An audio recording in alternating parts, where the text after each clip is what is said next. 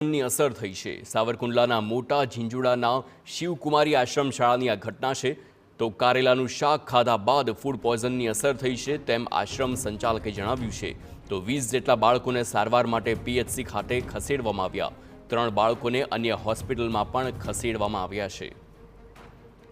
Food પોઈઝનની અસર થતાં હાલ બાળકોને સારવાર માટે લઈ જવાયા છે અને કારેલાનું શાક ખાધા બાદ આ ફૂડ પોઈઝનની અસર થઈ હોય તેવી આશંકા છે અને જે સંચાલક છે આશ્રમના તેમનું પણ નિવેદન સામે આવ્યું છે।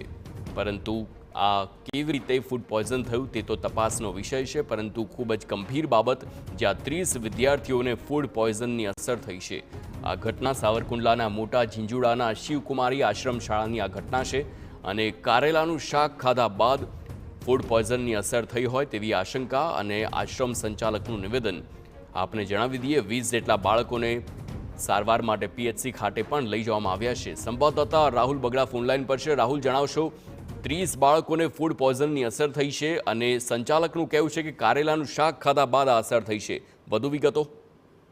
હાર્દિક, સાવરકુંડલા તાલુકાના મોટા ઝીંઝુડા ગામની જે શિવકુમાર આશ્રમ છે ત્યાં વિદ્યાર્થીઓ ભણે છે। 110 જેટલા વિદ્યાર્થીઓને માંથી 30 જેટલા વિદ્યાર્થીઓને ફૂડ પોઈઝનિંગની અસર થઈ હતી। આશ્રમના સંચાલિતના જણાવ્યા મુજબ કારેલાનું શાક ખાતા આ અસર થઈ હતી। 20 જેટલા બાળકોને જે મોટા ઝીંઝુડા છે તેની પીએચસી સેન્ટર ખાતે ખસેડવામાં આવ્યા છે।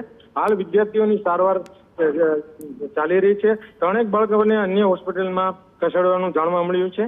આમ અત્યારે હાલ જે વિદ્યાર્થીઓ છે તેની હાલત જે છે તે સ્ટેબલ છે। બાળકોને ધીમે ધીમે અસર ઓછી થઈ રહી છે તેવું જણાઈ રહ્યું છે। બિલકુલ રાહુલ, સમગ્ર માહિતી બદલ આભાર।